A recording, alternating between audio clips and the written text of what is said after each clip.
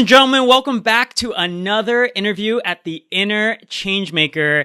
Today, we got a pretty special episode for you guys, and it is all around the concept of miracles as well as leadership and growth. And miracles, it's something that I looked up in the dictionary right before this, and it literally is defined as a surprising and welcome event that is not explicable by nature or scientific law and is therefore considered to be work of a divine agency.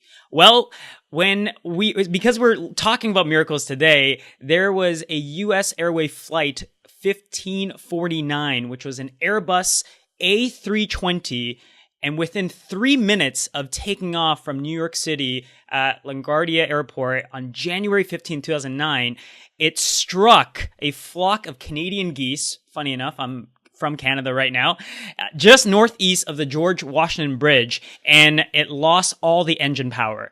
The guest that we have on, he used to be the head of security for Tony Robbins, but he was also the last passenger off this U.S. Airway flight 1549, and they called it the Miracle on the Hudson. We're here to talk to Dave Sanderson about what that experience was like and what he was able to get from it. Dave, thank you so much for joining us. Welcome to the show. Well, Jay, thank you for having me. Excited to be with you today. Yeah, Dave, I'm really excited by this because I know we've had this idea brewing for a few months now, ever since we met back all the way back in Florida.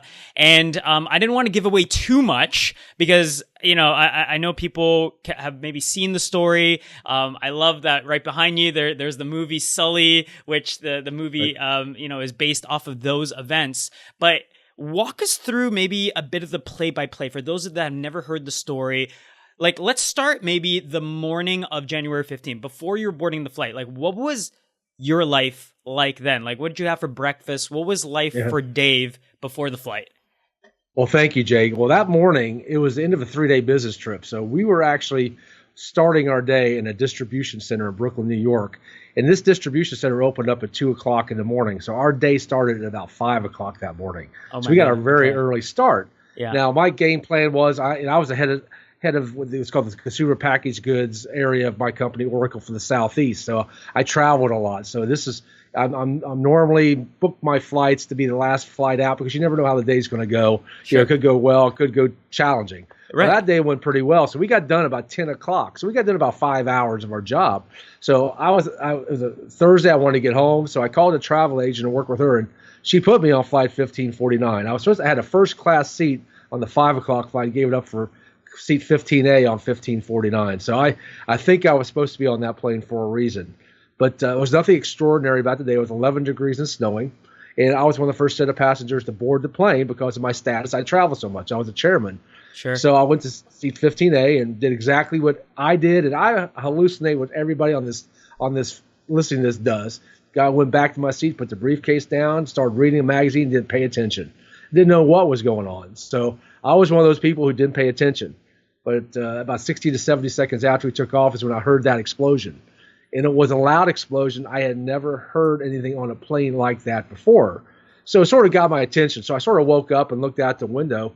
And I was 4 rows behind the left wing, so I saw fire coming out from beneath the left wing. So, you know, I fly so often. I've been in planes where planes lose engines, but I always know there's another engine.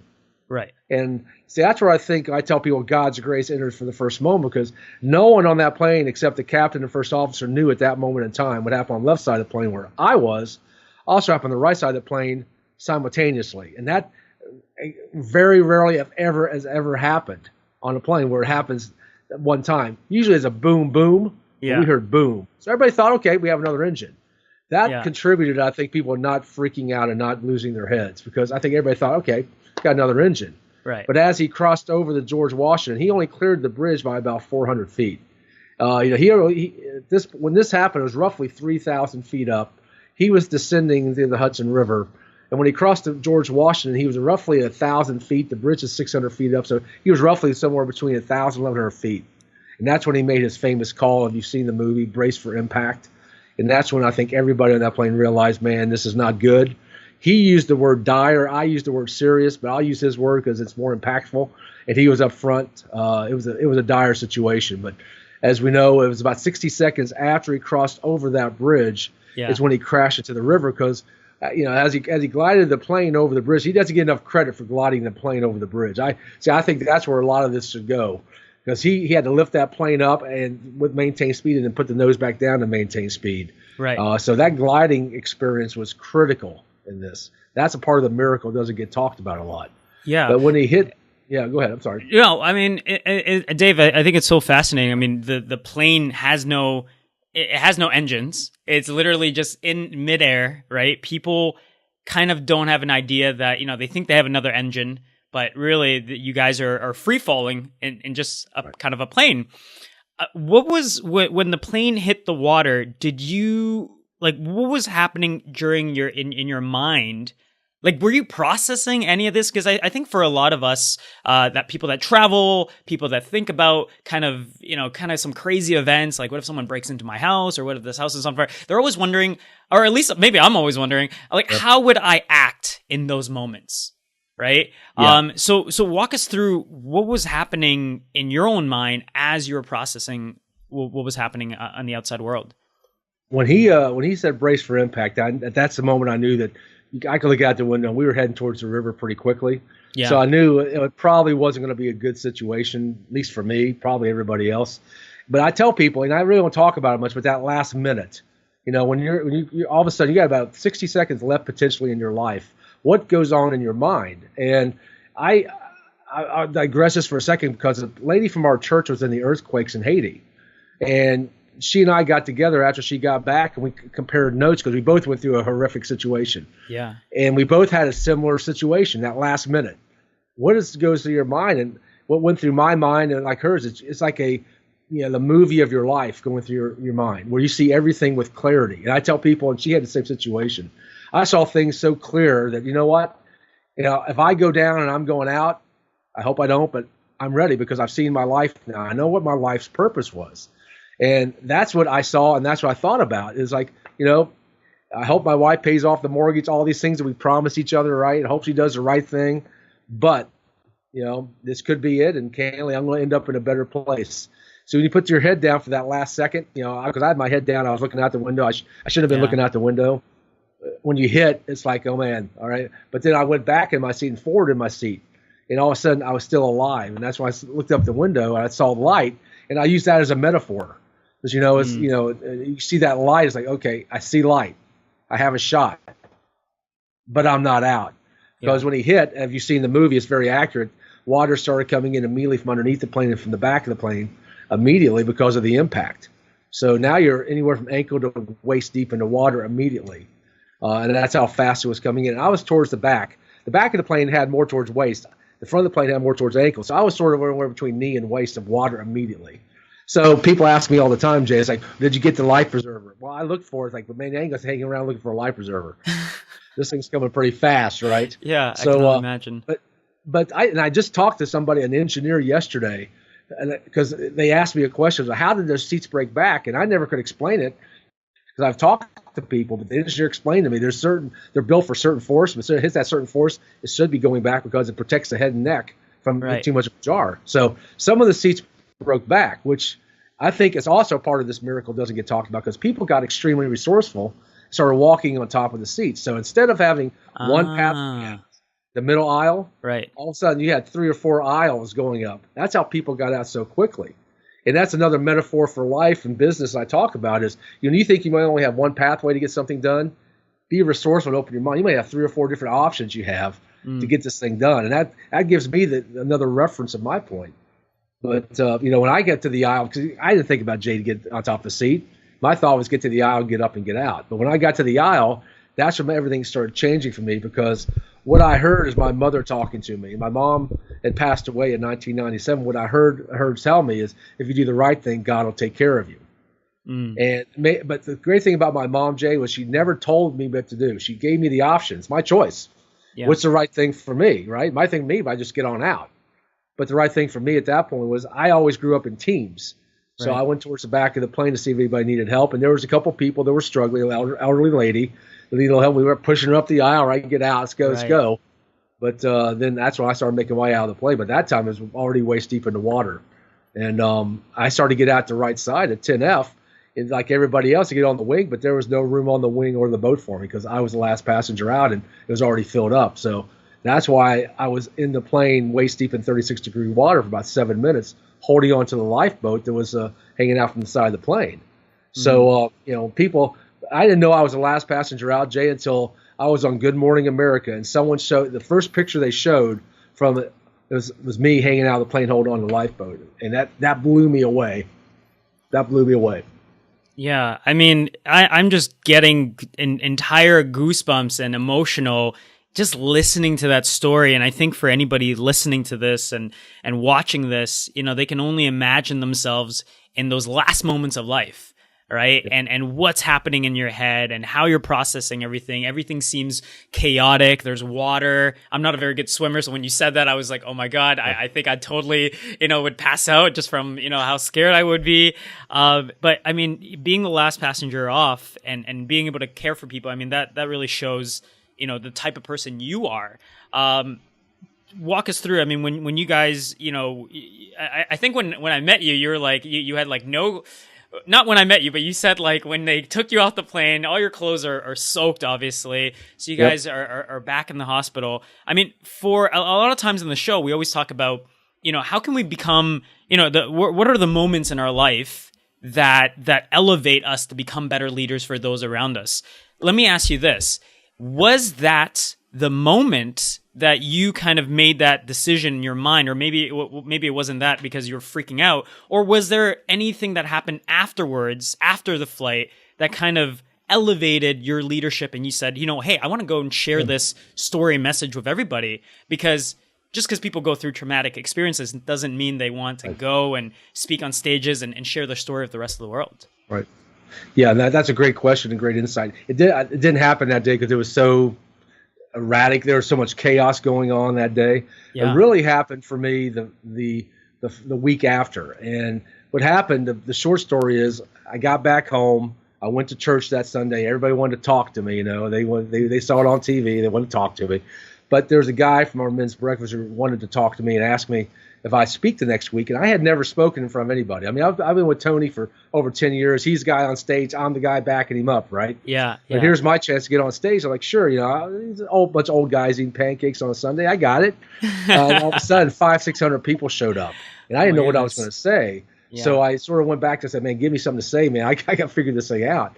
But what happened was that after I got done speaking, this elderly lady was looking at me, and she's probably 80 or 90 years old. She started approaching me when I was talking to some people after I got done, and she came up and put her hand right on my arm, grabbed it tight, and looked at me and said, I was questioning if there's a God. I don't believe in miracles, but you are physical evidence that there's a God, and he does miracles. And she said, thank you. Wow. Thank you. And all of a sudden, she just looked at me again and walked away. And the two men I was talking to, they were both bankers, start crying. I mean, massively started crying right in front of me.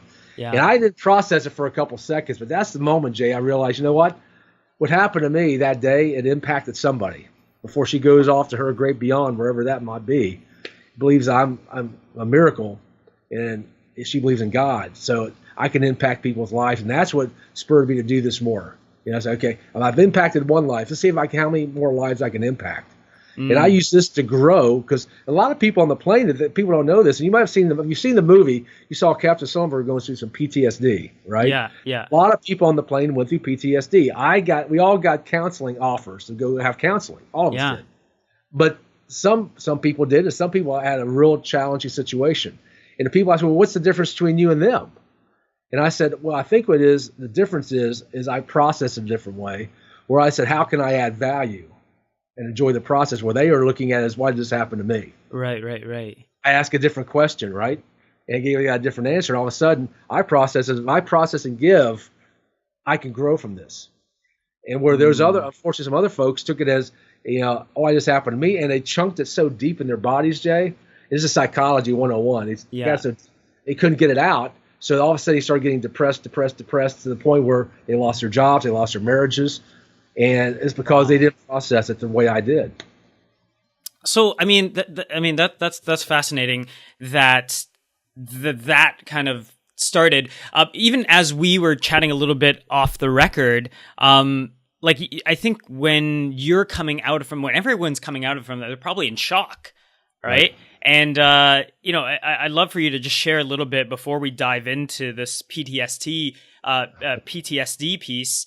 And what was happening for you? I think you got like a call from Tony, which, I mean, that's amazing on its own. Just, Tony Robbins giving anybody in personal development a call, or just anybody. But walk us through that a little bit before we dive into the PTSD stuff. Well, I was in the hospital and I was diagnosed with hypothermia. So they had to raise my body temperature up. And so I was in the hospital and I was still working for my company I was working for at that point, but I was also head of security for Tony. Yeah. But my company didn't call me. No one called me that night. I was like, but Tony, about midnight that night, I get a phone call. They said, "You want to take a call from this guy named Tony Robbins?" I said, "Yeah, I know Tony." So put him on the line. Yeah. But how I found out that he knew where I was is because one of my other associates who are on the security team, who also knows Tony, called his assistant. "Hey, check this thing out. Dave's on TV," because I was on with Katie Couric that night. Right. And then, Tony has the resources; he can find anybody. Right. Yeah. Right. Right. Yeah. So he tracked me down and. We had, about a 30-minute conversation about what happened and how to process it and what I should expect, and if I need help, come to him. He would give me some coaching if I need anything, which I did. I did go to him for some coaching on how to handle things. Yeah. And but that told me something. Tony's that kind of guy. People think Tony's this big persona. Yeah. He's a good guy. He's congruent and he's authentic. And that's one thing I tell people. They say, "Nah, he can't be that way. He's just doing it for stage." Sure. No, I know the guy. And he takes personal interest, right? So that really meant a lot to me because he called me, but my company didn't. Wow. Which meant a lot too. That gave me some, not only the inspiration, but the one little secret I don't talk about a lot, Jay, which is probably one of the first times I've ever shared this on the radio or podcast, is every time I would pick him up for an engagement for one of our events, he'd ask me the same question: "Are you still working for that company? When are you going to work for yourself?" And you can only come up with so many different answers, right? Right. BS him, right? BS, right? He calls BS out on everybody, right. So, but he sort of told me about a year later when I was still head of security for him after the plane crash. He basically kicked me and said, "Listen, it's time for you to do this thing. You're good. Get out there and do it. I'm going to find somebody else to be head of security because this is your time. If you don't do it now, you'll never do it." And we were in Chicago. He basically said, "You know what? I'll find somebody else. Just go do this." And he sort of pushed me out of the nest and said, "Just do it." And that's when it really started picking up. Wow. I mean, I think that's so amazing, the get an opportunity to, work alongside and to kind of view some of the body of work that Tony has put together over the years. I'm sure that's impacted, and it gave you, little things to kind of latch onto, especially when you're going through those moments, right? That plane crash and those moments where you didn't know what, left from right, and you're just, right, maybe a bit scared and thrown off. Going back into what you were saying, a lot of people go through what's called PTSD, right? And I think people, when they experience something quite traumatic, that's, they immediately kind of revert to why did this have to happen to me? What if I did a few things differently? They kind of start playing all these, these scenarios. You talk about something that I've rarely heard about called, or I don't think I've ever heard about, but it's called PTGS, right? So what's the difference between PTGS? What does that stand for? And how's that different than the typical PTSD? Well, Jay, I'd never heard of it either until about 3 years ago when I was asked to do an interview with AARP magazine. And candidly, I thought I was too young for that anyway, right? I mean, I'm not an old guy, right? But why did they interview me?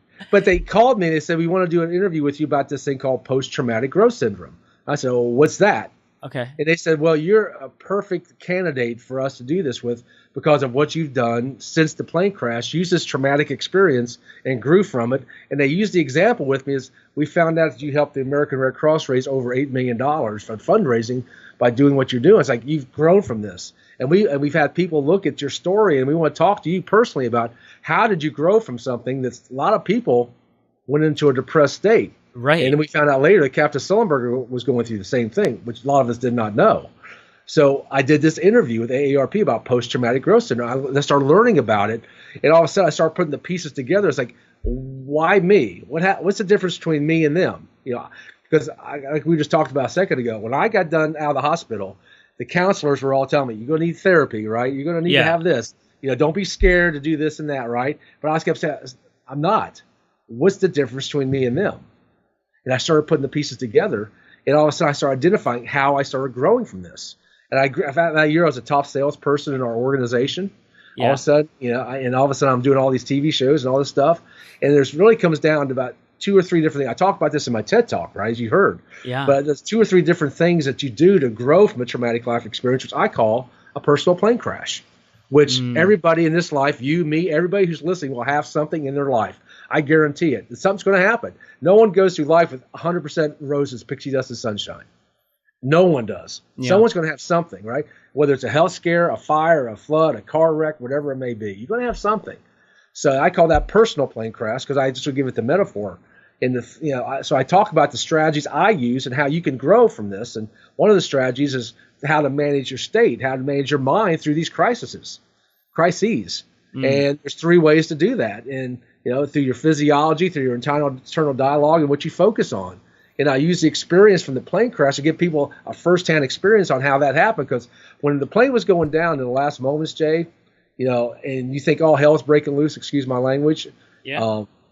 I said, look at Captain Sullenberger, how he had to maintain his state there. Because if he lost it, we had no shot, right? We had no shot. But he managed his state that day through the power of focus. Okay. He had to focus in. Now, me, I couldn't move my body around. I was in 15A. I wasn't moving my I had to focus. But really, how I did that is what I kept telling myself. We talked about that a little earlier, right? I saw the movie of my life. I saw positive things. So managing my mind as we were going down. Yeah. To get through it, and then getting off the plane, it was a matter of stepping up and leading. We talked about leadership. There's a lot of leaders on the plane, and using leadership skills that I had and I learned, and other people did the same thing. There's like 3 or 4 people who stepped up and led. And I give people examples on the plane. So first thing is how to manage your state. But the second thing is the power of meaning. See, meaning is the emotion of your life. Basically, and meaning equals emotion, emotion equals life. I tell people they should write this down or memorize this. This is the power of meaning. Right. So can you say that again? I'm writing it down. So meaning equals emotion, emotion equals life. Because the emotions all come from the meaning you attach to something. And you can see you can build a ladder of positive, empowering meanings to effectively change the direction of your life. You can. You can change the meaning of anything just like that. So you and I experience a plane crash. Some people get depressed. Some people grow. Same experience. Why is it? What's the difference? The power of meaning. Right. And the third thing I talk about is the power of references. See, Jay, one thing my dad taught me on his deathbed before he passed away, and I've heard this before, but my dad sort of emphasized this as he was in his last days, is, you're not the first guy to go through this. He used the example in his mind. The plane crash or just anything? Just anything like in life. You're not the first person to go through. I'm not the first person to go through a plane crash. Yep. You're not the first person to have cancer, right? And he gave the example of when he grew up during the Depression, when they had no money, they had nothing, and they got through it, right? He said, this will pass. It's all how to manage your mind, right? He kept telling me, don't lose focus. Right.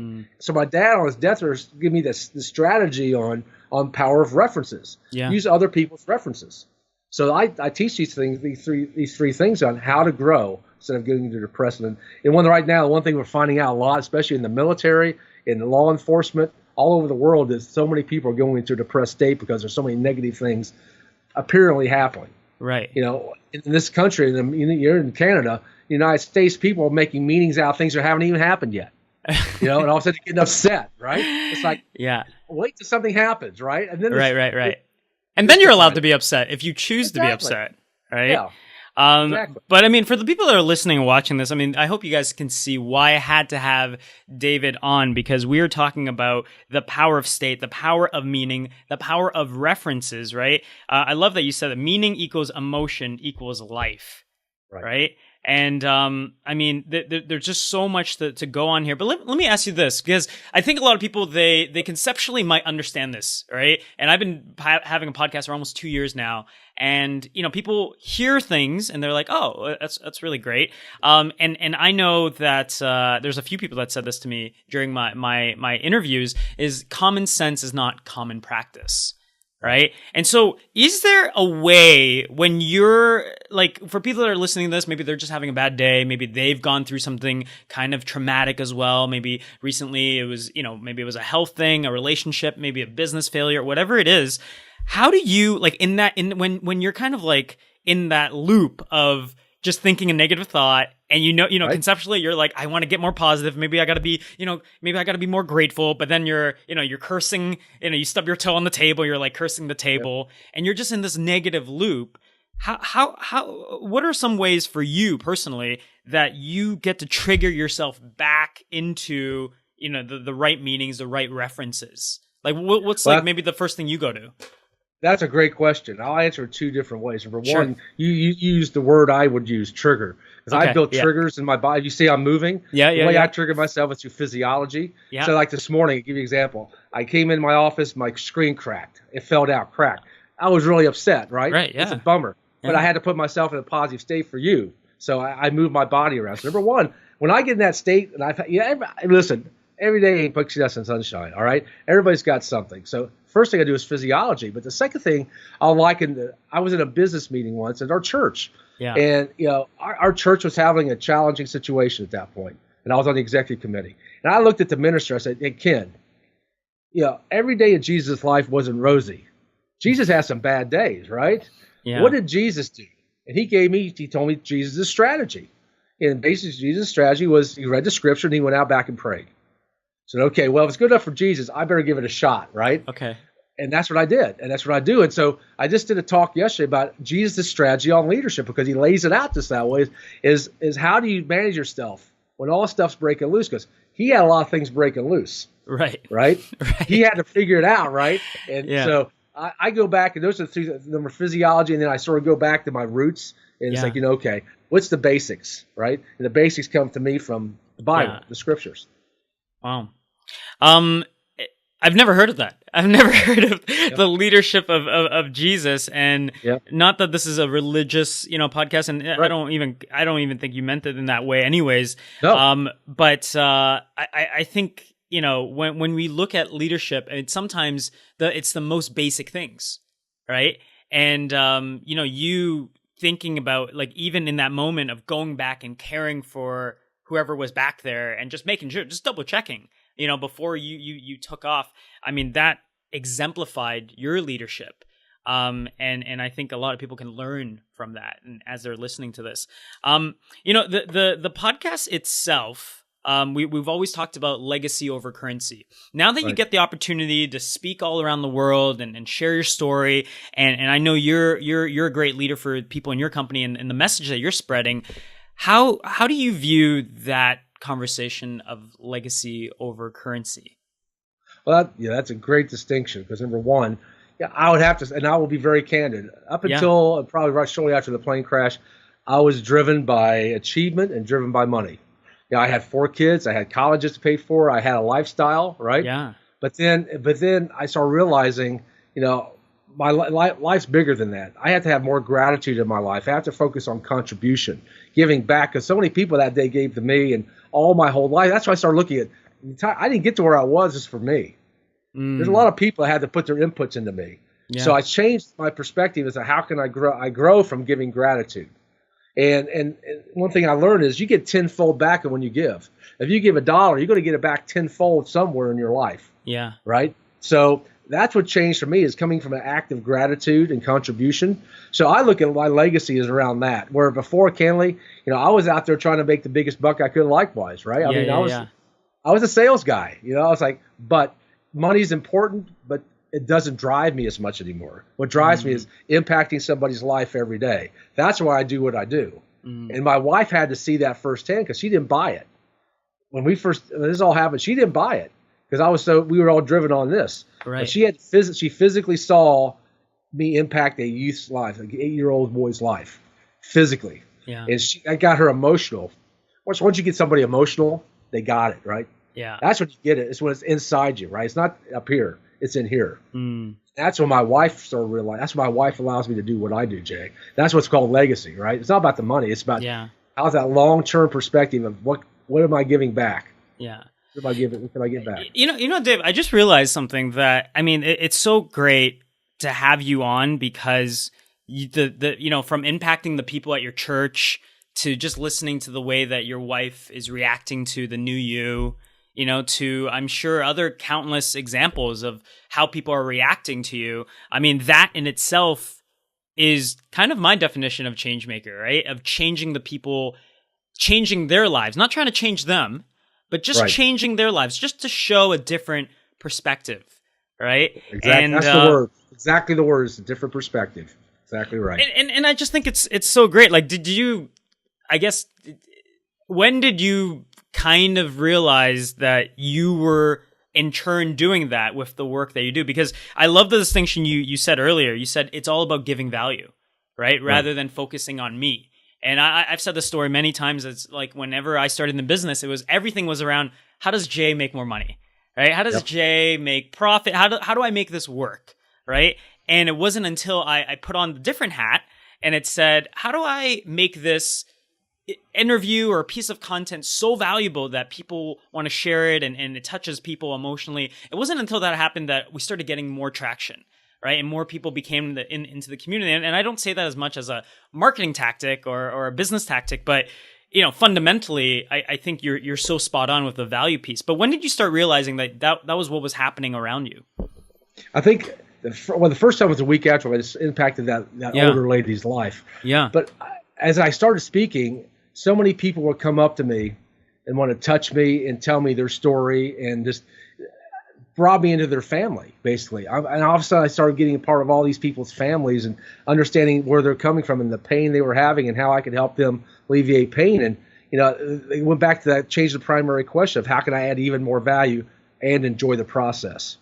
See, a lot of people can add value, but they don't enjoy it. And that's the difference. Yeah. Well, I give the example. How many people go to work every day, they're adding value, they're making money, but they hate their jobs, right? They're not enjoying it. So I had to figure that out. And the way I enjoy it is seeing people's reactions, and see people cry and see people come to me and grab me and touch me. And my wife had a real issue with it for a while, but now she gets it. It's like, I'm making a difference in somebody's life. I'm changing somebody's life, at least giving them a perspective. You know what? Yeah. Things may not be good, but they're not as bad as you really think they are. I tell people, give the example, and Tony gave me this. He said, if you think you got it bad, go to Ethiopia. Go to Sudan. They got it bad. You don't have it that bad. Put things in proper perspective, the word you just used. It's all about perspective. I mean, for people that are listening, tuning in, watching, I mean, physiology, the dialogue that's happening, what you focus on. I mean, these are some critical pieces that led to David's success, but really anybody that wants to be successful, you got to focus on these building blocks. David, I know you're speaking all around the world. Tell us, where can people kind of socially stalk you in that sense? Where can people get a piece of the physiology, the dialogue, the focus? Well, I appreciate that. Number one, my website at davesandersonspeaks.com. Yeah. I have great content there, but what I really like people to look at, go to my calendar. See if I'm going to be local to you, because this is an open invitation to your audience. Yeah. If I'm in your locale, check me out. Email me, because my email is right there. Say I like to be come see you speak. I'm doing I have 5 or 6 people have done that in Vancouver. I'm going to be in Vancouver coming up in a couple of weeks. Come, I'll put you on my personal guest list. Well, you can see me in person, and we'll have a chance to talk. Secondly, of course, Facebook at Dave Sanderson Speaks. That's where I put a lot of where the event stuff is coming on. But LinkedIn is where I'm doing a lot of stuff now. Jay, because that's where I put my business thoughts down and all these business ideas I come with. That's where I blog every week. Yeah. And Twitter, I've been told I have to Twitter and Instagram. So I'm Twittering Instagram. Yeah. Twitter is Dave Sanderson too, and Instagram is, I think, Dave Sanderson, I think. Yeah. But that's the best way to get a hold of me. But you know what? I'd be honored if you do like those people in Vancouver. Can I come hear you speak? Yeah. And I will put you on my personal guest list, and we'll have a one-on-one. Yeah. Well, I if people are listening to this, watching this, and you guys can get an opportunity to meet David. I mean, I got an opportunity. I had no idea. I was standing next to him at a party, and we just got to start talking. And I heavily recommend at least just being around. I mean, it's all about states, right? And it's all about changing the state. Proximity, right? Proximity. Yep. Tony loves talking about that, right? Power proximity. That's right. And, I have one last question here for you, David. Yep. The show, it's called Inner Changemaker.